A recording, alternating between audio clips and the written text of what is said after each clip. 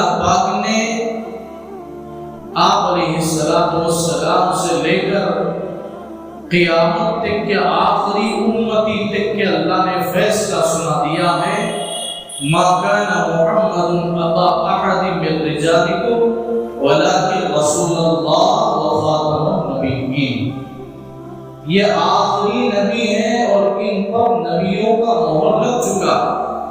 اب اس کے بعد کوئی نبی آنے والا نہیں ہے، خاتم النبیین۔ اللہ نے قرآن میں مہر لگا دیا ہے کہ اس کے بعد ان کے بعد کوئی آنے والا نبی نہیں ہوگا۔ اگر کوئی آ کر نبی کا دعویٰ کرتا ہے، آقا صلی اللہ علیہ وسلم نے فرمایا وہ جھوٹا ہے، جیسا کہ خود رسول اللہ کے زمانے میں صلی اللہ علیہ وسلم اسود انسی تھا، مسیلمہ کذاب تھا کہ وہ اپنے آپ کو نبی کہتا تھا، لیکن رسول اللہ صلی اللہ علیہ وسلم نے فرمایا انا خاتم النبیین لا نبی بعدی، میں نبیوں کا خاتم ہوں، نبوت کا آخری نبی بنا کر آیا ہوں، اس کے بعد کسی پر نبوت کا تاج نہیں پہنایا جائے گا، لا نبی بعدی، میرے بعد کوئی نبی آئے گا بھی نہیں، کوئی نبی آئے گا۔ ان کی شریعت آخری شریعت ہے، اور ہر طریقے کو ہم ان کی زندگی کے ساتھ جوڑنا، ہمارا ہر لمحہ، ہماری ہر ایک چیز رسول اللہ صلی اللہ علیہ وسلم کے زندگی کے ساتھ جوڑنا۔ اسی وجہ سے اللہ تعالیٰ نے فرمایا حضور اکرم صلی اللہ علیہ وسلم کی زندگی امت کے لیے ایک بہترین نمونہ ہے، اسوۃ حسنہ، بہترین زندگی، بہترین نمونہ امت کے لیے اللہ نے بنایا۔ آپ جس طریقے سے بھی آپ جس طریقے سے اور جہاں چاہیں جیسے چاہیں زندگی گزارنے میں آپ دیکھیں گے رسول اللہ کی زندگی ملے گی۔ آپ حدیث میں بتائے ہوں گے، یا آپ زندگی گزار کر طریقہ بتائے ہوں گے، یا صحابہ کو زندگی گزرتے ہوئے دیکھ کر آپ اس پر سکوت یعنی خاموشی اختیار کیے ہوں گے۔ یہ پوری چیزیں رسول اللہ کی زندگی کے ساتھ جڑتی ہیں۔ اب ہمارے لیے ضروری ہے، اب اس کے بعد کوئی نبی آنے والا نہیں، کوئی کتاب آنے والی نہیں، کوئی شریعت آنے والی نہیں ہے، بس ہم اپنی زندگی کو رسول اللہ کے ساتھ جوڑیں۔ آپ ہماری زندگی آقا صلی اللہ علیہ وسلم کے طرز عمل پر ہو، آپ کے بتائے ہوئے طریقے پر ہو، یہ اصل ہماری زندگی ہے۔ منمانی زندگی نہیں چلے گی، ہماری منمانی زندگی نہیں چلے گی۔ اللہ کے نبی صلی اللہ علیہ وسلم نے فرمایا کہ مسلمانوں کے لیے، ایمان لانے والوں کے لیے یہ دنیا جنت نہیں ہے۔ اپنی آرائش کو، اپنی خواہشات کو یہاں ظاہر کرے، یہ نہیں ہو سکتا۔ اللہ کے نبی صلی اللہ علیہ وسلم نے فرمایا کافروں کے لیے جنت ہے، ہمارے لیے جنت نہیں ہے، ہمارے لیے قید خانے کی طرح ہے۔ وہاں جو قانون دیا جاتا ہے، وہاں جو حکم کیا جاتا ہے، وہاں جو لباس پہنایا جاتا ہے، وہاں جو کھانا دیا جاتا ہے، اسی کو ہم استعمال کریں گے۔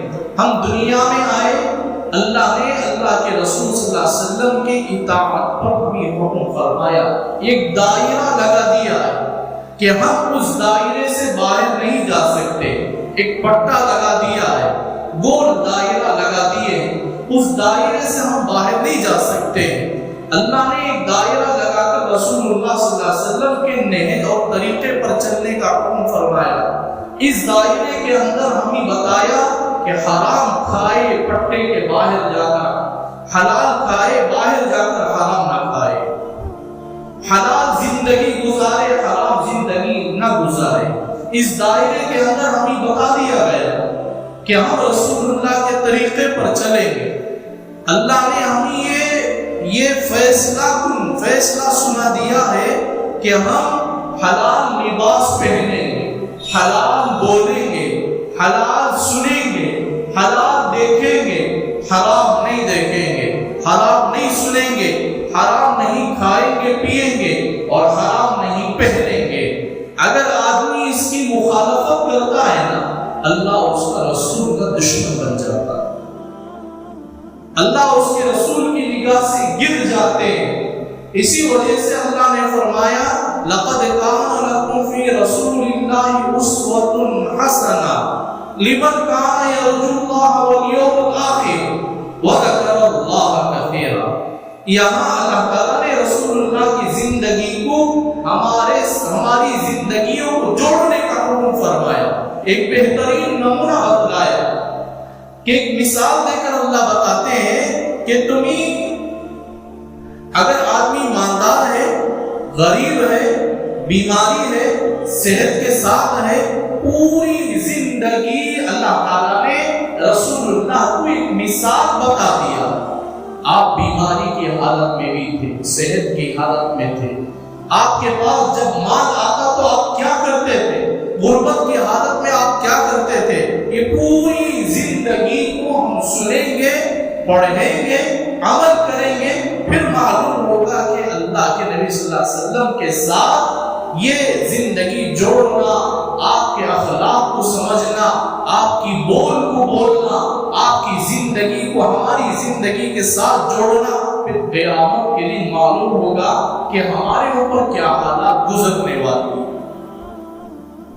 آج ایک حدیث فضائل اعمال میں پڑھی گئی تھی فجر میں، جس میں رسول اللہ صلی اللہ علیہ وسلم کی ایک حدیث بتائی، اس میں بتایا گیا کہ آدمی زندگی میں اپنے نیک اعمال کے ساتھ جڑا رہتا ہے، پورے اعمال کے ساتھ جڑ کر قیامت کے دن جب اللہ اسے جنت کا فیصلہ سنا دیں گے، وہ جنت میں چلا جائے گا۔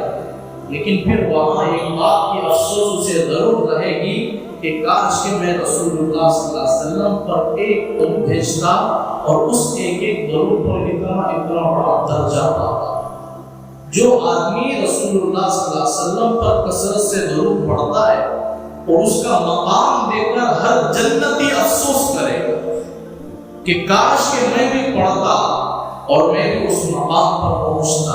حالانکہ جنت کے اندر داخل ہو گیا، جنت کا فیصلہ ہو گیا، آرائش اور پوری چیزیں اسے میسر ہو گئی، پھر بھی اسے افسوس اس بات کی کہ ایک بار درود پڑھنے پر اتنا بڑا مقام اس پر ملتا ہے، کاش کہ میں دنیا میں کچھ پڑھ لیتا۔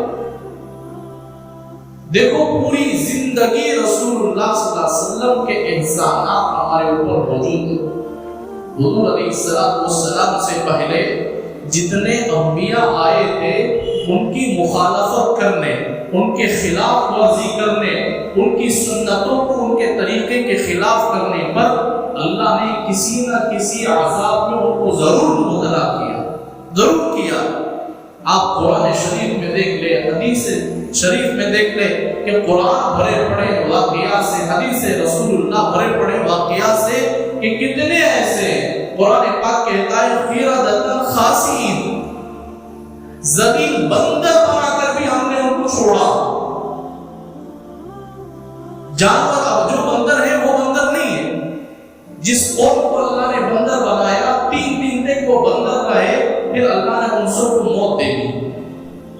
اب وہ جو بندر ہیں اب کے زمانے میں وہ بندر نہیں ہے، ان کی نسلیں نہیں ہیں۔ جس انسان کو نبی کے مخالفت کرنے کی وجہ سے اللہ نے بندر بنا دیا، 3 دن تک زندہ رہے، پھر اللہ نے ان سب کو موت دے دی۔ لیکن اللہ کے نبی صلی اللہ علیہ وسلم نے امت کے حق میں، میرے لیے، آپ کے لیے، پوری امت کے حق میں دعا فرمائی، اے اللہ میری امت کو مسخ ہونے سے بچا دے۔ مسخ کا معنی آدمی گناہ کرنے کے بعد اس کا چہرہ بدل جاتا تھا، اس کی حرکتیں بدل جاتی تھی۔ بعض مرتبہ بعض نبیوں کے بارے میں آتا ہے ان کی مخالفت کرنے یا ان کے رہتے ہوئے کوئی آدمی گناہ کرتا ہے، رات میں گناہ کرتا ہے، صبح باہر دروازے کے پاس آتا، گھر کا دروازہ کھول کر دروازے پر لکھا ہوا ہوتا ہے کہ اس نے یہ گناہ کیا۔ اللہ ہماری حفاظت فرمائے۔ دیکھو اللہ کا کتنا بڑا احسان ہے کہ ہم سارا دن گناہ میں مبتلا ہیں، اللہ ایک مرتبہ فرشتوں کے ذریعے سے نہیں لکھے کہ فلاں نے فلاں بندے نے فلاں گناہ کیا. اتنا بڑا احساس. اسی لیے ہمارے اکابرین دعا کرتے ہیں کہ اے اللہ ہمارے گناہوں کو ہماری نسلوں کے سامنے نہ بتانا. کہیں ایسا نہ ہو کہ ہماری قبروں کو دیکھ کر ہماری نسلیں یہ نہ بتائیں کہ اس نے برا کیا اس کی سزا ہم بھگت رہے ہیں. اس نے برا کیا اور اس کی سزا ہمارے اوپر ہو رہی ہے. تو یہ اللہ نے رسول اللہ صلی اللہ علیہ وسلم کی امت کے لیے ختم فرما. کتنا بڑا احسان. حالانکہ پوری زندگی ہر لمحہ لمحہ احسان ہے. یہ ایک جملے کے اوپر بھی ہم کتنا احسان رکھ سکتے ہیں. اگر اس احسان کے اوپر اللہ کا شکر ادا کرتے ہوئے پوری زندگی سجدے میں گزارے گا تبھی بیکار. کتنے ہم سے گناہ ہوئے کو کیسے کیسے گناہ ہوئے. اگر ایک گناہ بھی ہمارے دروازے پر لکھ دیا جاتا نا پھر ہمیں کہیں کے نہیں رہ جاتے. خودکشی کرنے کے بعد بھی قیامت میں بھی افسوس ہو. یہ اللہ کا بڑا احسان ہے کہ اس امت کے اللہ نے وہ چھپا دیا. لوگوں نے اس زمانے میں نبیوں کی مخالفت کرتے تھے. برے جانور کے چہرے بندر کے چہرے بنا دیتے تھے. آج ہم نبی کے خلاف اللہ کے حکم کے خلاف ورزی کرتے ہیں تب بھی اللہ ہماری حفاظت فرماتے آ رہے ہیں. یہ شرمندگی کی بات ہے ہمارے اوپر کہ ہم اللہ اس کی مخالفت کرتے ہوئے اللہ نے ہمیں چہرے بدلنے سے بھی بچایا اور دروازے پر لکھنے سے بھی اللہ بچا کر رکھا ہے. اس پر تو کم سے کم ہمیں شرمندگی آنی چاہیے. شرمندہ ہونا چاہیے کہ ہم اللہ نے اتنے بڑے احسان فرمایا کہ اس کا ہم سجدہ کر کے اللہ کا کچھ حق ادا.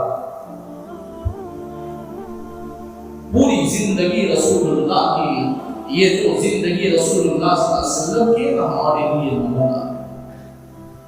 حضور نے فرمایا انا مکارم الاخلاق. میں اخلاق کا پیکر جڑ بنا کر آیا. لوگ بولتے ہیں حضور صلی اللہ علیہ وسلم اور صحابہ نے تلوار لیا اور جنگ میں گئے پھر جا کر وہ اسلام پھیلا ہے. خدا کی قسم جنگ سے اسلام نہیں پھیلا ہے. رسول اللہ کے اخلاق سے اسلام پھیلا. آپ کی عادت شریفہ دیکھ کر آپ لوگ ایمان لے آئے. اسی وجہ سے اللہ نے قرآن پاک میں فرمایا اذا جاء نصر اللہ والفتح ورأيت الناس يدخلون في دين الله افواجا. آپ کے اخلاق کو دیکھ کر جماعت بڑی جماعت آ کر رسول اللہ کے در پر آتے اور ایمان قبول فرماتے. یہ آپ کے اخلاق کا نتیجہ ہے. آپ کی عادت شریفہ کا نتیجہ ہے کہ چھوٹے بچے بھی محبت کرتے تھے, بڑے بھی محبت کرتے. ہر ایک سے آپ بڑی محبت سے پیش آتے. کسی سے بغض اور عداوت اور دشمنی نہیں تھی. حالانکہ رسول اللہ صلی اللہ علیہ وسلم کو مکے میں اتنا ستایا گیا اس کی کوئی حد نہیں ہے. خود آقا صلی اللہ علیہ وسلم نے فرمایا جتنا مجھے ستایا گیا اور جتنا مجھے ڈرایا گیا اور جتنی مجھے تکلیف دی گئی کسی اور نبی کو اتنا نہیں کیا ہے. کسی اور نبی کو نہیں کیا ہے. اور آپ کو اتنا کرنے کے باوجود جب مکہ المکرمہ فتح ہوا تو آپ سینہ تان کر آتے. آپ ایسا نہیں کیے. آپ اونٹنی پر سوار ہیں, آپ سر جھکائے ہوئے مکے کے اندر داخل ہو. لوگ ظلم زیادتی کرنے والے سامنے تھے. آپ سینہ تان کر ان کا مقابلہ نہیں کیے. آپ نے عاجزی اور انکساری کا چادر اوڑھ کر لوگوں کے سامنے آئے. پھر بعد میں اللہ نے یہ آیت کریمہ بدلا. افواجا بڑی جماعتیں آ کر ایمان قبول کرتی. آج ہمارے اخلاق سے ہم خود سوچیں کہ ہمارے اخلاق سے کتنے لوگ ایمان لے آئے, یا ہماری عادات اور بیکار کسی گفتگو سے کتنے مسلمان ہمارے ہاتھوں سے ضائع ہو کر نماز چھوڑنے لگے. کتنے ایسے ہیں ہم میں سے کہ ہماری ایک دو چند بال چند بول کی وجہ سے بیکار کے سے الفاظ کی وجہ سے سامنے والا ساتھی نماز نہیں آتا اور یہ سمجھتے ہیں کہ ہم نے احسان کیا اس پر۔ احسان نہیں ہے، ہمارے الفاظ اتنے کڑوے تھے کہ اسے سجدہ کرنے سے بھی محروم کر دیا۔ یاد رکھو ہمارے الفاظ کی وجہ سے کوئی نمازی بے نمازی ہوتا ہے، اسے گناہ تو ہوگا ضرور، مگر اس سجدے کے چھوڑنے کا وبال ہمارے اوپر بھی ہوتا ہے، ضرور ہمارے اوپر بھی آئے گا۔ ہمارے اخلاق اچھے بنائے، رسول اللہ کے ساتھ جڑ جائے، ہم ایسے اخلاق بنائے رسول اللہ صلی اللہ علیہ وسلم کے اخلاق کے ساتھ جڑے، ہم اپنا تکبرانہ زندگی نہ گزارے، ہم اپنے بیکار کسی الفاظ نہ بتائے، ہم عاجزی اور انکساری کی زندگی گزارے۔ اللہ ہم سب کو اپنے کرم سے معاف فرمائے کہ ہم نے مخالفت کرتے کرتے کرتے اتنے ہو گئے کہ ہم دوسروں کو بولنا دور کی بات، خود اللہ ہمیں سجدے سے محروم کرتا آ رہا ہے۔ اللہ ہم سب کو اپنے کرم سے توفیق توبہ کی عطا فرمائے۔ اللہ اپنے کرم سے ہمیں معاف فرما کر بقیہ زندگی اس کے احکامات پر، آقا صلی اللہ علیہ وسلم کی زندگی کے نہج پر اللہ ہمیں گزارنے کی توفیق عطا فرمائے۔ اللہ نے ہمیں رسول اللہ صلی اللہ علیہ وسلم کا ایک بہترین نمونہ زندگی کا بنایا ہے، ہم کچھ نہ کچھ کوشش کریں، اللہ ضرور ہمیں اس میں استقامت کی زندگی عطا کرے۔ مثال کے طور پر بچہ نہیں چل پاتا ہے، باپ اسے دور کھڑا کر، بچے کو دور کھڑا کر باپ ایک طرف کھڑ جاتا ہے، معلوم باپ کو کہ بیٹا ابھی قدم نہیں چلا سکتا، ایک قدم نہیں رکھ سکتا ہے، لیکن باپ ہاتھ لمبا کر کے بچے کو بلاتا ہے، وہ ایک قدم آتا ہے نا گرنے کی طرح آتا ہے، باپ لپٹ کر اسے جا کر اپنے سینے سے لگاتا ہے۔ دیکھو ہم بھی کوشش کریں رسول اللہ کے نقش قدم پر قدم اٹھانے کی، اللہ اپنی رحمت سے آگے بڑھ کر اللہ آپ کی رحمت میں لے گے انشاءاللہ۔ اللہ کرے کہ ہمیں صحیح زندگی گزارنے کی اور رسول اللہ صلی اللہ علیہ وسلم کے طریقے پر گزارنے کی اللہ توفیق عطا فرمائے۔ وما توفیقی الا باللہ۔